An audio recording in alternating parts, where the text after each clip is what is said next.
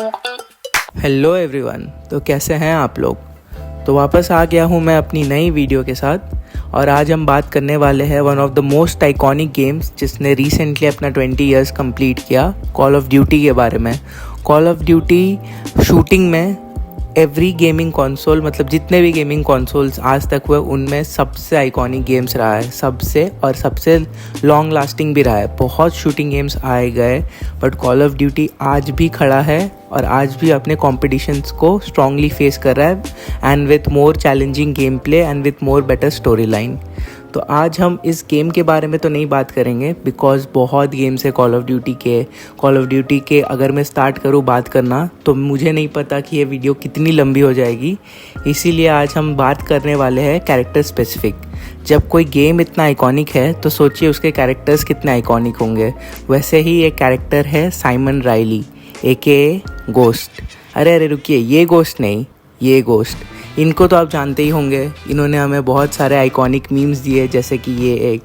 और इनका character iconic हो भी क्यों ना, इन्होंने तो सिर्फ ट्रॉमा ही झेला है बचपन से लेके अभी तक। जो लास्ट गेम है मॉडर्न वॉरफेयर 2 या उसके बाद भी जो आए हैं उनमें भी इन्होंने सिर्फ ट्रॉमा ही झेला है।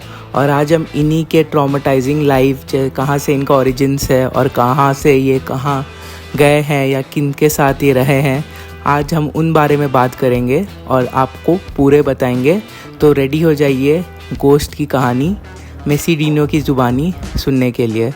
तो ये स्टोरी लाइन में स्टार्ट करने से पहले आपको दिखाना चाहता हूँ, एक्टिविजन ने गोस्ट की पॉपुलैरिटी को देखते हुए इनके नाम के बहुत सारे कॉमिक्स भी रिलीज़ किए थे जिनमें उन्होंने गोस्ट का सारा स्टोरी बताया था। सो गाइस, गोस्ट का जन्म हुआ था मैनचेस्टर इंग्लैंड में और इनका चाइल्डहुड इतना ट्रॉमेटाइजिंग था कि आप सुनोगे तो शायद आपको भी मेंटल हेल्थ चेकअप की ज़रूरत हो जाएगी। गोस्ट की भी कहानी कुछ वैसी है जैसे कि हमें तो अपनों ने लूटा, गैरों में कहाँ दम था, हमारी कश्ती भी वहीं डूबी जहाँ पानी कम था। बट गोस्ट तो गोस्ट है, उनको थोड़ी फ़र्क पड़ता है ये सब चीज़ से।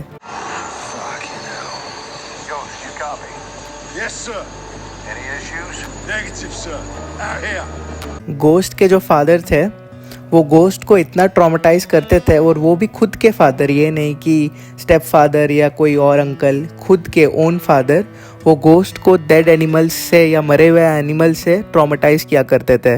और उसके बाद एक बार तो उन्होंने इतना लेवल पार कर दिया था कि उन्होंने एक बार डेड स्नेक लाके, मरा हुआ सांप लाके गोस्ट को उसको किस करने के लिए फोर्स किया था। चलिए बात अगर यहाँ तक भी रुक जाती तो ठीक था, बट एक बार गोस्ट के फादर गोस्ट को कॉन्सर्ट पे ले गए थे और उस कॉन्सर्ट में एक प्रोस्टिट्यूट का डेथ हो गया था ड्रग ओवरडोज से। तो गोस्ट के फादर ने गोस्ट को फोर्स किया कि वो उस प्रोस्टिट्यूट पे हंसे। सोचिए इससे ज़्यादा ट्रॉमेटाइजिंग और क्या हो सकता है कि आपके खुद के फादर आपको ये सब करवा रहे हैं। गोस्ट का एक भाई भी था जिसका नाम था टॉमी। तो जब गोस्ट छोटा था तो उसका भाई उसको काफ़ी डराया करता था ऐसे भूत के मास्क पहन के। तो ये था गोस्ट का बचपन का कहानी। तो सोचिए अगर बचपन ही ऐसा था तो आगे जाके क्या हो सकता है, आप तो उसका गैस भी नहीं लगा सकते। गोस्ट जब थोड़े बड़े हुए तो उन्होंने as an apprentice butcher join किया अपने नियर बाई ग्रॉसरी स्टोर में, और 9/11 के इवेंट्स के बाद उन्होंने मिलिट्री ज्वाइन कर ली। तो जब वो मिलिट्री में थे तब वो कुछ टाइम बाद वो अपने घर आए थे ब्रेक पे, और ब्रेक पे आके वो देखते हैं कि उनके भाई ड्रग एडिक्ट हो चुके हैं और वो अपनी मम्मी से ही पैसे चुरा के अपनी आदतों को पूरी कर रहे हैं। तो गोस्ट आए जब, तो उन्होंने देखा ये सब है, तो उन्होंने सोचा कि मैं ब्रेक लूँगा और जब तक मेरे घर का कंडीशन ठीक नहीं होगा मैं वापस नहीं जाऊँगा। तो ये करके फिर गोस्ट ने अपने फादर को भी, जो उनके ट्रॉमेटाइजिंग फादर थे, उनको भी घर से निकाल दिया था क्योंकि वो उनके मम्मी को भी मारते थे बहुत, और ये सब उनसे देखा नहीं गया और उन्होंने अपने फादर, बिलवेड फादर को भी घर से निकाल दिया। इसके बाद गोस्ट ने अपने भाई को सुधारने में मदद किया और उसका शादी भी करवाया, और शादी के बाद उनके भाई का एक बच्चा भी हुआ, मतलब गोस्ट का एक नेफ्यू था जिसका नाम था जोसेफ। तो ये सब के बाद गोस्ट फाइनली वापस जाते हैं अपने आर्मी ऑफिसर्स के पास और उनको एक नया टास्क असाइन होता है। सो अब स्टार्ट होता है गोस्ट का विलन आर्क। मतलब अब तक आप बोल सकते हो कि गोस्ट का गुड बॉय आर्क चल रहा था। मतलब ये वो मोमेंट है जो ब्रूस वेन को बैटमैन बनाता है, और ये वो मोमेंट है, यहाँ से वो मोमेंट सब आते हैं जो साइमन राइली को गोस्ट बनाते हैं। गोस्ट का पहला मिशन रहता है मैनुअल रोबा को कैप्चर करना। मैनुअल रोबा आप समझ सकते हो कि जैसे पाब्लो एस्कोबार या जैसे जैकान शिकरे, और ये जो मिशन रहता है ये मैनुअल रोबा के ही लोकेशन में जाके उसको कैप्चर करने का रहता है, मतलब जैकान शिकरे के लोकेशन में जाके जैकान शिकरे को अरेस्ट करने जैसा। तो और इनका जो लीडर रहता है, मतलब इनके जो बटालियन ग्रुप का या जो भी ट्रूप असाइन होता है उनका जो लीडर रहता है उसका नाम रहता है मेजर वर्नन।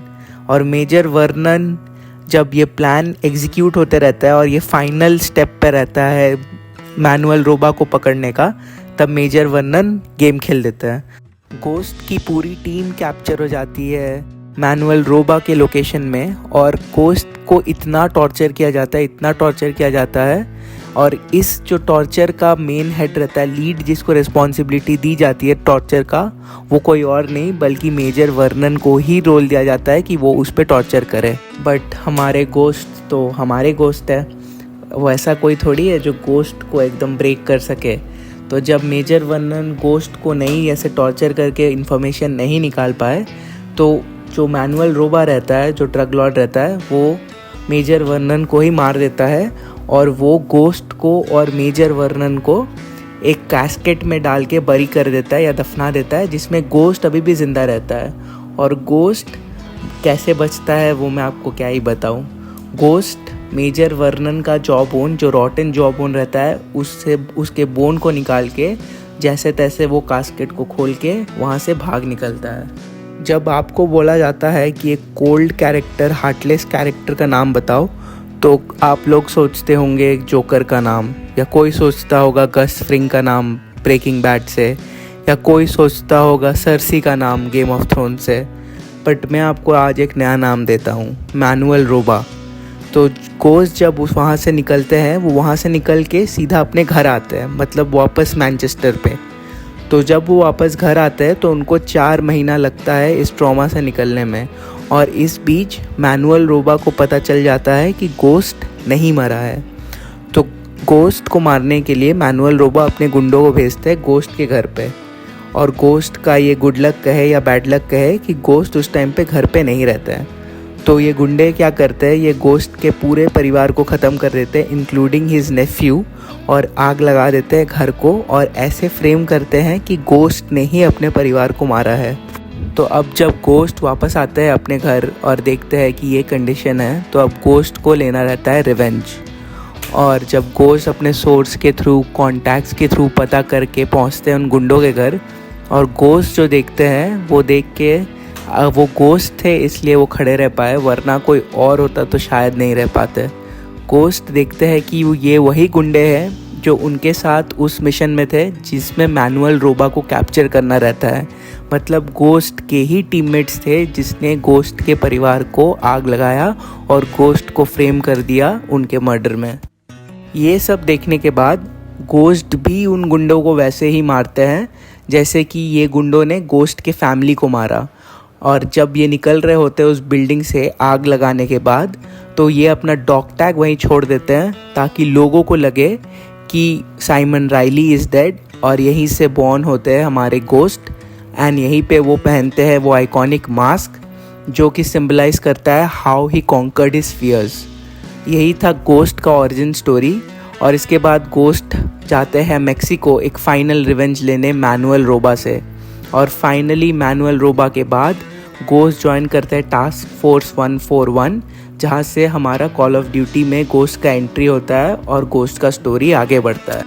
चलिए इसी के साथ हम ख़त्म करते हैं गोस्ट की ओरिजिन स्टोरी को। और आपको तो गोस्ट का और शेफर्ड का बिट्रेयल तो पता ही होगा, one of the most iconic moments in the entire modern warfare series, not only in the modern warfare but entire call of duty series. और अगर आपको नहीं भी पता है तो कोई टेंशन की ज़रूरत नहीं है, आपका भाई है यहाँ, आपको वो पार्ट खेल के दिखाएगा। और ऐसे ही अमेजिंग कंटेंट के लिए आप लाइक करिए, कमेंट करिए और सब्सक्राइब करिए मेरे चैनल को। Thank you guys.